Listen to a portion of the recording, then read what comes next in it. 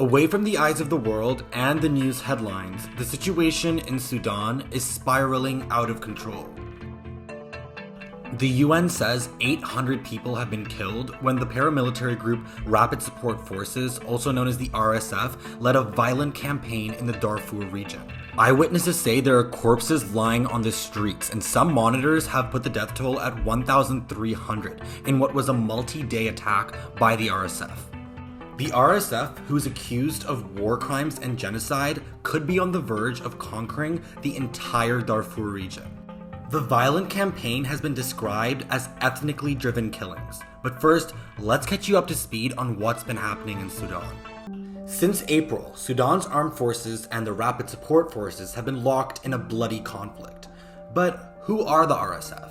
The RSF regained influence after the fall of Sudan's dictator al-Bashir in 2019. After months of popular protests that year, the Sudanese armed forces and the RSF joined together to overthrow Sudan's dictator al-Bashir.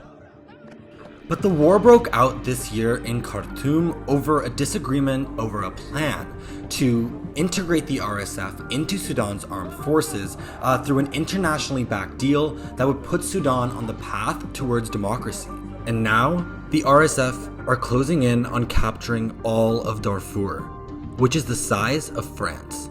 In order to understand the significance of this moment, we have to go back to 2003. Security developments to tell you about in Sudan, where some say a genocide is unfolding. The UN is giving the Sudanese government 30 days to disarm Arab militias accused of widespread atrocities against non-Arab groups in the Darfur region. A genocide was undertaken by Janjaweed militias who morphed in to the RSF in 2013.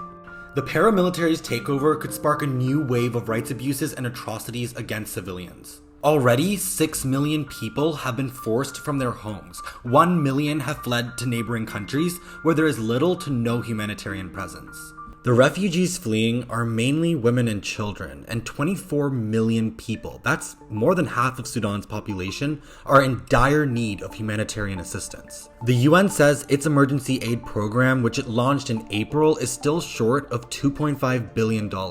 And the warring parties have been accused of theft and disrupting the flow of aid. Talks are taking place in Saudi Arabia, where reports indicate there's been an agreement to help deliver aid. But a ceasefire agreement was not reached because both parties continue to see one another as an existential threat, and there is little to no political will to put down their weapons and enter into negotiations to end the conflict.